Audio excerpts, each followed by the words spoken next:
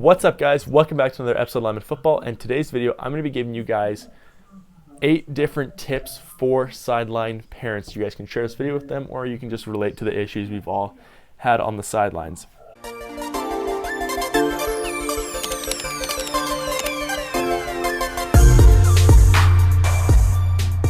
All right, so number 1 is going to be understanding that it is not the professional NFL, CFL, NCAA. There's none of that. So the one specifically I can think of is we had one parent that would bring his drum he would hit to practice sometimes, and it was just a distraction. So you got to understand that. Also, I do understand with the referees, we can get out of control, or they're worried about holding penalties or anything like that, like they're seeing whatever happening. Just understand it's not the pros. It could be one step below, but just some of those small things, just tone it down a little bit. There's great times for excitement in the game and yelling and screaming and stuff, but just there's some times where you just gotta tone it down a bit. All right. Okay, now this number 2 is, I think, by far the biggest rule for parents, because we've had a ton of issues with this. Understand that not every single kid on every single team gets to touch the field.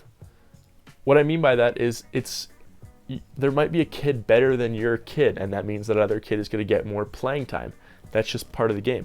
Really, there's nothing we can do about it. At the end of the day, it's going to benefit the entire team more to have the better kid on the field with getting more playing time. So it benefits more people by that, and that's just part of the sport. And that's also good to teach kids that it's not always going to go their way. Now, a couple things you can do to help this. First off, just tell them to keep working as hard as they can. But also the big one especially is special teams at lower levels. Kids that don't get a lot of playing time in offense and defense can get a lot more playing time being useful on a special team. That'll help them get them noticed, and maybe they switch positions because of that. You never know. So I would really encourage special teams for players that aren't getting a lot of playing time right now. Okay, tying into that is going to be number 3. It is don't boast to other parents that your kid is starting, especially when it can be tough that they know their kid isn't starting and they're having trouble keeping quiet about it. They understand it, maybe unlike some other parents, but just don't be boasting about how your kid is starting and theirs isn't. It's just distasteful. All right, number 4 is going to be some of the most embarrassing moments that you can have during a game. There's nothing worse than when you're in a game, you're trying to focus, you're on the sideline, and you hear your parent yelling behind you to turn around so they can take a picture of you. Parents, do not do this ever. On the sideline, leave your kid alone, let them play. Don't ask them to turn around for pictures. Don't ask them how the game's going, how they're feeling. Just leave them alone, let them be on the sideline with their team.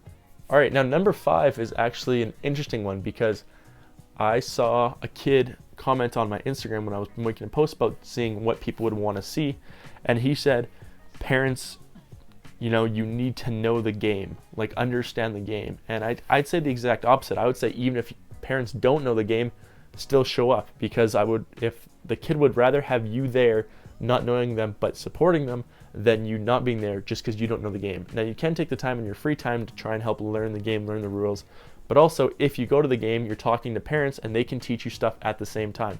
So always go to their games no matter what. If you know the game, whatever else, try and be there for them. All right, now number 6 is you are not a sideline coach unless you're actually a sideline coach.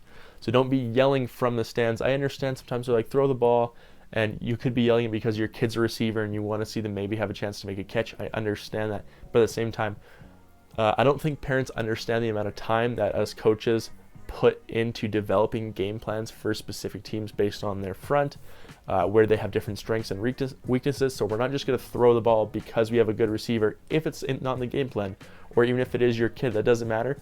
You're not on the sideline. Don't try and tell the coaches what to do. All right, now number 7 is going to be don't interfere when we are punishing a kid. Now, I'm not saying punishing as in hitting them or something. I'm saying it as in when they're doing something wrong or they're not listening, or just conditioning at the end is not really a form of punishment, but it all falls into the same category. When parents get mad that we're making their kids run or do push-ups or do burpees or do whatever we ask them to do, don't get involved and say you're doing too much or let up a little bit. Don't get involved that way. I understand to let up if they're just yelling and being negative at your kid, but as far as conditioning goes and making kids run and making them do all these really tough things, it sets them up for later in life anyways. So just let them do their job. All right, now tip number 8 is the most apparent one as of right now in football.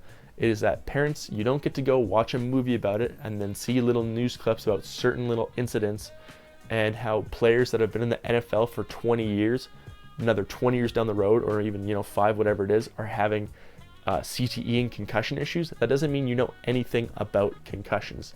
So don't ask to pull your kid because they have a headache.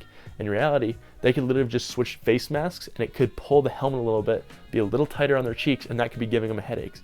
It's not a concussion thing where they're getting hit too many times, or there's so many different things that go into it than just hitting. There's so many different things as far as how the helmet fits, how the face mask fits.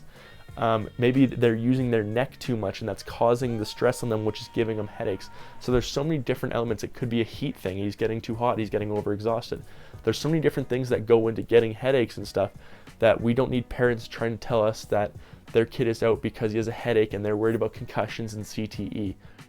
So there you guys go. I hope you guys enjoyed today's video. Don't forget to comment below which ones you think were the important tips for your parents. I love hearing that feedback. Again, if you guys did like today's video, please like it. That is a big help. Again, I hope you guys enjoyed it. And as always, thanks.